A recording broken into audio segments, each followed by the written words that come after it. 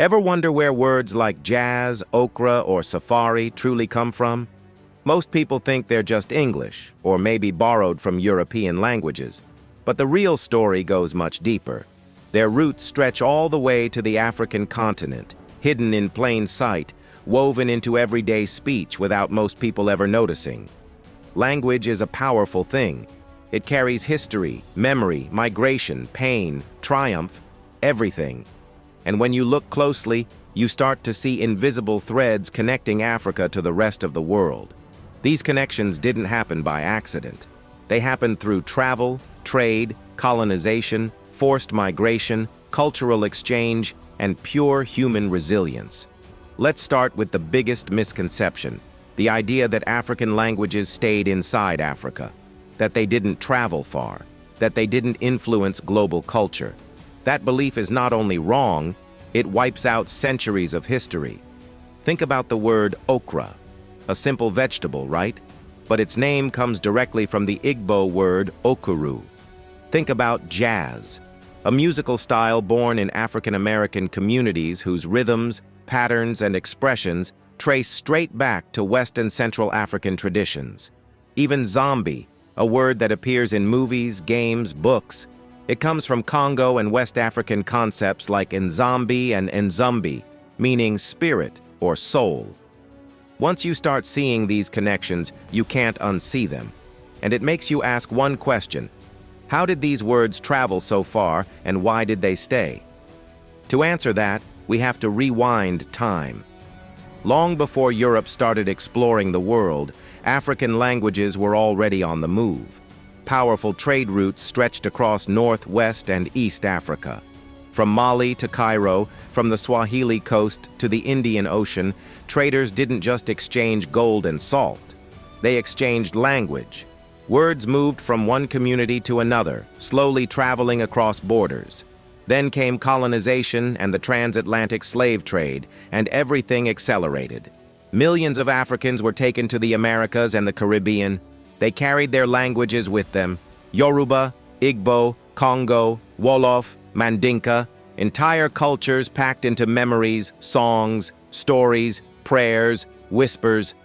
On plantations, African words blended with English, French, Portuguese, and Spanish. Enslaved people cooked foods from home, sang rhythms from home, and described the world using words from home. Over time, those words slipped into everyday English. That's how you get gumbo from Umbundu and Congo, banjo from West African instruments, juju from Yoruba traditions, kumbaya from Gula, rooted in Congo phrases meaning "come by here." Meanwhile, in East Africa, European explorers encountered Swahili.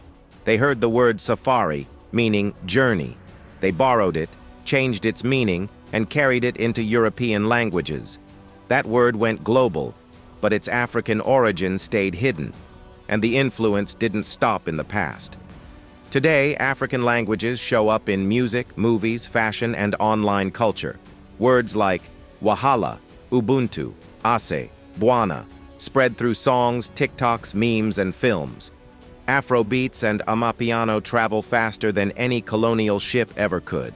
And the diaspora, Africans living all over the world, keep these languages alive, introducing them to new audiences every day. Let's look at some of the most surprising examples. Safari, Swahili for journey, long before Europeans changed the meaning. Jumbo, from Bantu greetings like jambo, later misunderstood and stretched into a word for big. Jazz, rooted in African musical tradition that survived through enslaved people in America. Okra, straight from Igbo. Zombie, from Congo spiritual beliefs. Banjo, from African instruments that crossed the Atlantic. These words didn't travel because English was strong. They traveled because African culture was strong. Even in the middle of displacement, violence, and erasure, African people kept their languages alive in small ways that survived into the modern world. This story isn't just about vocabulary, it's about acknowledging influence. It's about recognizing that Africa isn't one language or one culture. It's thousands. And those thousands helped shape the world far more than most people are taught. Once you recognize these linguistic connections, you start to understand how deeply African identity is woven into global culture. Not hidden, not silent, just overlooked. So the next time you hear someone say okra, jazz, safari, zombie, banjo, or even jumbo, remember this: Africa is speaking, and it has been speaking through your language for centuries. Like and subscribe for more videos like this.